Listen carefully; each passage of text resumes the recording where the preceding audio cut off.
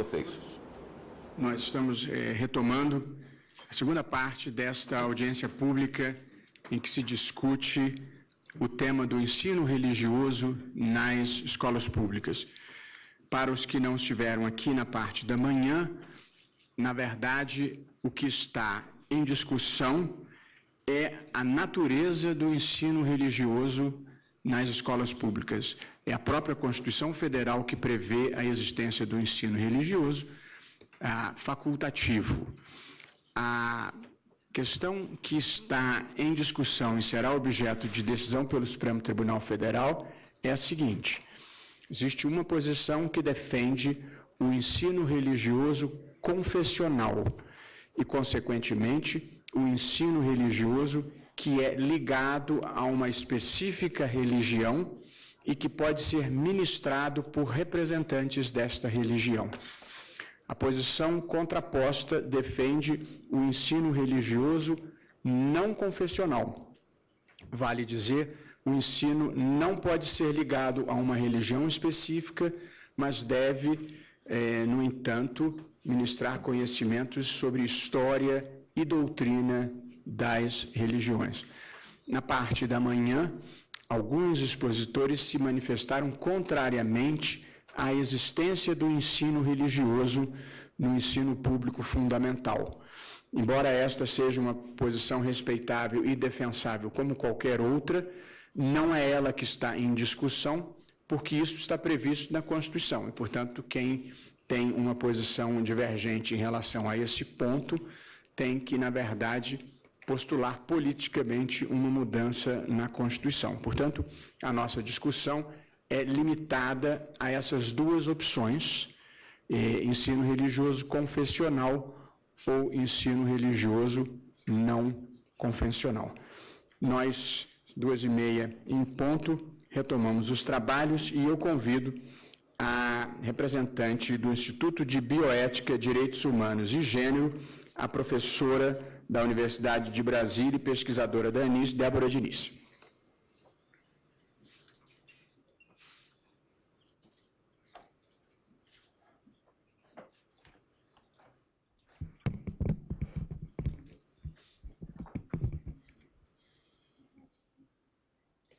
Muito boa tarde, senhor ministro Luiz Roberto Barroso. Eu inicio deixando claro qual é a tese da ANIS. A tese da ANIS é de que a estabilidade do princípio da laicidade do Estado brasileiro depende da regulação não confessional da disciplina ensino religioso nas escolas públicas.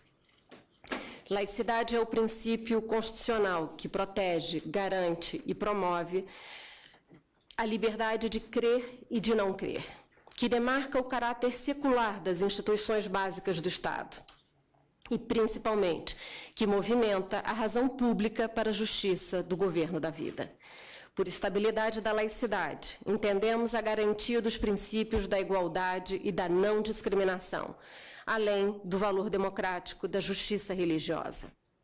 Somente com forma e conteúdo não confessionais, a disciplina ensino religioso é capaz de manter o compromisso constitucional da educação pública como um direito social. Confessionalidade é a verdade da fé. Um Estado laico respeita e acomoda a diversidade de religiões e de crenças. Quantas forem as crenças, tantas serão as confissões. O censo 2010 deu número às comunidades de crença no Brasil, 148. Essa é uma magnitude tímida, pois um dos itens que mais cresce no país é o agrupamento evangélicos não determinado. E a estimativa é que já cheguem a 400 organizações. No entanto, a criatividade humana é infinita nessa matéria, e o regime legal brasileiro, acolhedor. Basta uma nova comunidade autodeclarar-se como religiosa para assim ser reconhecida pela ordem legal. A conclusão é que haverá tantas verdades confessionais quantas forem as comunidades religiosas a se apresentarem na cena pública para o direito à igual representação para a oferta do ensino religioso. A confessionalidade é uma forma de expressar a crença de indivíduos e de comunidades. O Estado não deve regular os discursos religiosos quanto à validez científica ou argumentativa. Essa é uma das garantias da laicidade. É no marco da laicidade que o Estado brasileiro convive com crenças religiosas que rejeitam verdades científicas estabelecidas. A controvérsia, como se deve se dar o conteúdo do ensino religioso nas escolas públicas, parece ser uma disputa irrelevante para outros campos do conhecimento acadêmico, como é o caso da biologia ou da química. O ensino é sempre definido, regulamentado e fiscalizado pelas políticas educacionais no marco da laicidade. O Estatuto da Confessionalidade no ensino religioso não permitiria o mesmo poder fundamentado do Estado para classificar teses como corretas ou incorretas, verdadeiras ou falsas, ou constitucionalmente como justas ou injustas. A confessionalidade é um ato de fé resistente às formas de organização e validação do pensamento científico. E a ciência deve ser o principal fundamento da razão pública de um Estado laico. Nesse sentido, confessionalidade e interconfessionalidade não alteram regimes de verdades incontestáveis. São apenas estilos discursivos para a apresentação dos dogmas. Na confessionalidade, são aqueles restritos a cada comunidade religiosa. Na interconfessionalidade, aqueles que se prestam a um consenso sobreposto entre algumas comunidades de crença. A interconfessionalidade seria uma estratégia de encobrimento da confessionalidade hegemonicamente cristã da sociedade brasileira. Há uma transição religiosa em curso, mas entre matrizes cristãs de confessionalidade. Nos anos 80, católicos somavam 89% da população. Em 2010, 64%. A estimativa de demógrafos é que os católicos sejam menos de metade da população brasileira até 2030, ao passo que crescem os evangélicos e os sem religião. Os sem religião hoje já são mais de 8% da população brasileira, segundo o IBGE. Ou seja, a interconfessionalidade, mesmo considerando a transição religiosa brasileira, será entre cristãos. Os exemplos da ameaça aos princípios da igualdade e da não discriminação são terríveis, se me permitem o adjetivo, porém fáceis de serem antecipados e evitados. Em 2010, publicamos o estudo mais extenso já realizado no país sobre as regulamentações estaduais para o ensino religioso e analisamos um conjunto amplo de livros didáticos disponíveis no mercado editorial brasileiro. As regulamentações estaduais, com algumas exceções, coincidem em um ponto. Reconhecem autoridade às religiões, em particular as cristãs, para determinar o conteúdo do ensino. Em alguns estados, o ensino deve ser ofertado por um professor autorizado por comunidades religiosas, como se religião fosse matéria para professores iniciados na fé. Em outros, o ensino é circunscrito a poucas religiões, como se maioria populacional ditasse relevância de conteúdos.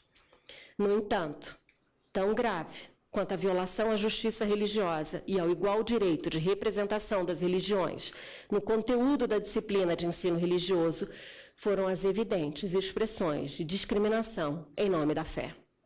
Dois grupos foram os mais ameaçados pela confessionalidade dos livros didáticos.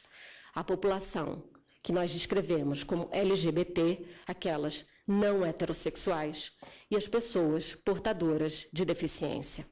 E por quê?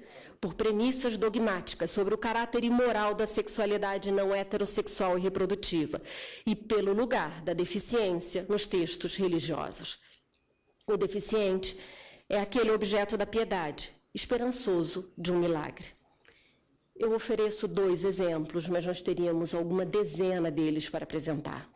Os livros foram publicados por editoras qualificadas e com vários títulos, aprovados pelo Programa Nacional do Livro Didático do Ministério da Educação, para outros currículos. Ou seja, são editoras que conhecem as regras do jogo, do respeito à cultura e aos valores dos direitos humanos. Em um deles, havia uma bandeira do movimento LGBT. O quadro tinha por título Homossexualismo. Os parágrafos discutiam as mudanças de classificação da medicina sobre a normalidade da homossexualidade.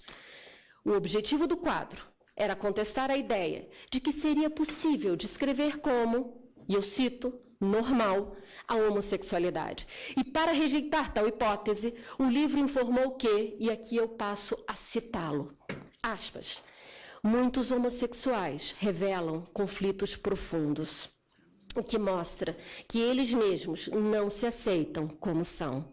Segundo, porque se fosse normal, então seria regra.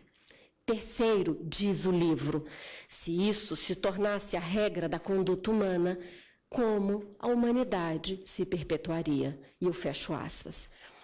O segundo exemplo é a história de Juquinha. Esse é o nome do personagem do livro. Ele é um menino cego que passeia pelo mundo com as mãos. A ilustração do livro é muito delicada. Juquinho abraça um cãozinho.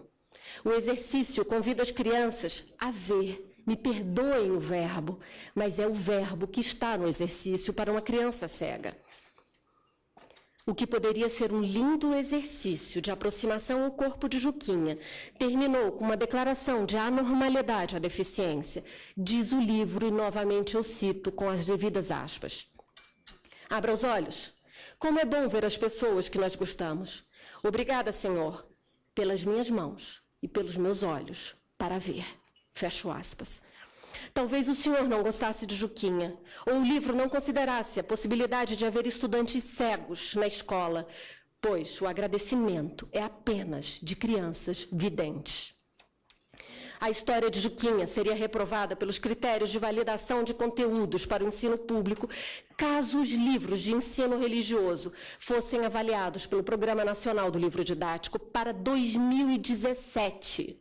Para 2017. Nós estamos falando da expectativa de futuro das políticas públicas do livro didático no Brasil. Eu novamente cito.